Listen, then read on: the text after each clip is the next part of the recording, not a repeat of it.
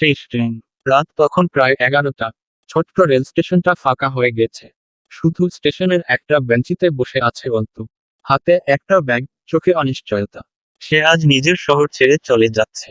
না, কোনো নতুন চাকরির জন্য নয়, বরং জীবন থেকে পালিয়ে যেতে।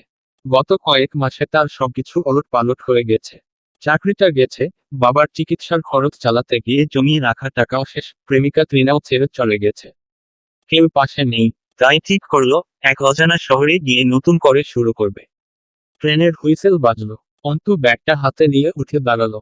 কিন্তু ঠিক তখনই একটা কাঁপা কাঁপা কণ্ঠ শুনতে পেল, বাবা, একটু সাহায্য করবে। পেছনে তাকিয়ে দেখে এক বৃদ্ধা খুব দুর্বল, কাঁপতে কাঁপতে দাঁড়িয়ে আছে। অন্তু জিজ্ঞেস করলো, কি হয়েছে ঠাকুমা? বৃদ্ধা বলল, ছেলে বলেছিল নিতে আসবে, কিন্তু এখনো এলো না। আমি বাড়ি যাব কি করে? অন্তুর ট্রেন তখন প্ল্যাটফর্মে ঢুকছে না। সে একটু ভাবলো, তারপর বৃদ্ধাকে একটা বেঞ্চে বসিয়ে বলল, আপনার ছেলের নম্বর দিন, আমি ফোন করছি। কিছুক্ষণ পর বৃদ্ধার ছেলে এলো। মা ছেলের মিলনের দৃশ্য দেখে অন্তুর মনে একটা অদ্ভুত প্রশান্তি এলো। ট্রেনটা তখন ছেড়ে গেছে, কিন্তু অন্তু বুঝতে পারল, আসলে জীবন থেকে পালানোর দরকার নেই। হয়তো একটু দেরিতে হলেও সব ঠিক হয়ে যাবে।